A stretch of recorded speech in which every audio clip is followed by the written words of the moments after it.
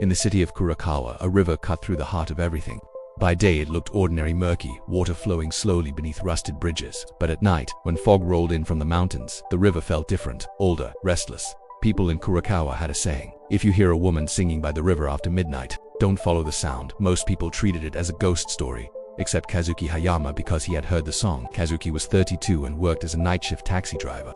After his divorce 3 years ago, the night had become easier than the day. Fewer people, less conversation, less chance of being reminded that his life had quietly fallen apart. Every night around 2 in the morning, he parked his taxi near the old Shinmori Bridge to smoke a cigarette and watch the water, and sometimes he heard it. A soft voice drifting across the river, singing, not loudly, almost like someone whispering a melody meant for only one person. The first few times Kazuki thought it was his imagination, until one night he followed the sound. Under the bridge, sitting on a large stone near the riverbank, was a woman. Her long black hair moved gently in the wind. Her pale dress looked strangely out of place against the dark water. She stopped singing when she noticed him. "You shouldn't be here," she said calmly. Kazuki frowned. "Neither should you." She smiled faintly. "That depends on who you ask." Her name was Miss Gi, at least. That's what she told him. Kazuki expected the conversation to end quickly, but it didn't. Night after night, he found himself returning to the same place, and Mizuki was always there, sometimes singing, sometimes sitting quietly by the river, sometimes simply watching the water like she was waiting for something beneath its surface. Their conversations were strange. Mizuki asked questions most people avoided. Why do humans stay in relationships even when they stop loving each other? Why do people forgive someone who hurts them? Why are people more afraid of loneliness than unhappiness? Kazuki often laughed at the questions. "You talk like someone studying humans." She tilted her head slightly. "Maybe I am." One evening, Kazuki asked the obvious question, "Why do you come here every night?" Mizuki looked at the river. "Because this is where I belong." "That sounds poetic." "It's not." Her tone was calm, but something about it felt final. Weeks passed. Their quiet meetings became something fragile but meaningful. Not dramatic romance, not sudden passion. Just two lonely people sharing the night. But even then, there was distance between them. Mizuki never came into the city. She refused when Kazuki offered to take her somewhere. Dinner, coffee, anywhere outside the riverbank. "I can't leave," she said simply. Kazuki assumed she meant emotionally. He didn't realize she meant something far more literal. One rainy night, the truth began revealing itself. Kazuki arrived at the bridge earlier than usual. He saw Mizuki standing waist deep in the river, her eyes glowing faintly in the darkness. The water around her moved strangely, almost like it was breathing. "Mizuki," he called. She turned slowly. "You weren't supposed to see this." Kazuki's voice shook. "What are you?" She looked at the water swirling around her fingers. "A mistake," Mizuki explained quietly.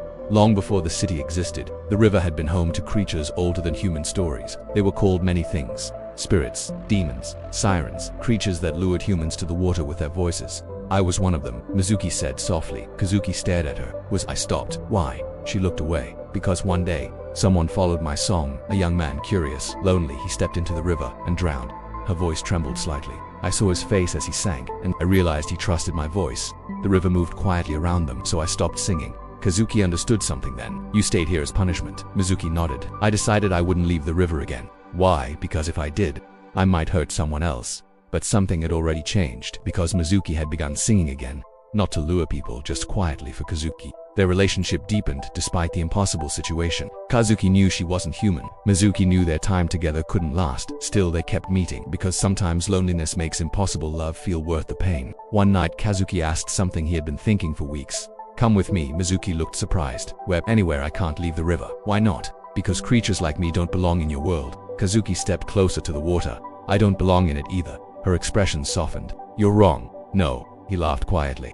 "I'm just better at pretending." For the first time, Mizuki stepped fully onto land. The water dripped from her dress. She looked fragile, almost human. Kazuki reached for her hand, and she let him hold it. But the river noticed. The water behind them began moving violently. A deep sound echoed through the darkness. Something ancient. Angry. Mizuki's expression changed instantly. "It's calling me back." "Then don't go." "I don't have a choice." The river spirits demanded balance. A siren who refused her nature was considered broken, and broken things were erased. "Leave the city tonight," Mizuki told him. Kazuki shook his head. "I'm not abandoning you." Her voice became desperate. "If you stay, they'll take you too." "I don't care." "I do." Before Kazuki could respond, the water surged violently. Dark shapes moved beneath the surface. Mizuki stepped away from him. "I'm sorry," she whispered. "For what?"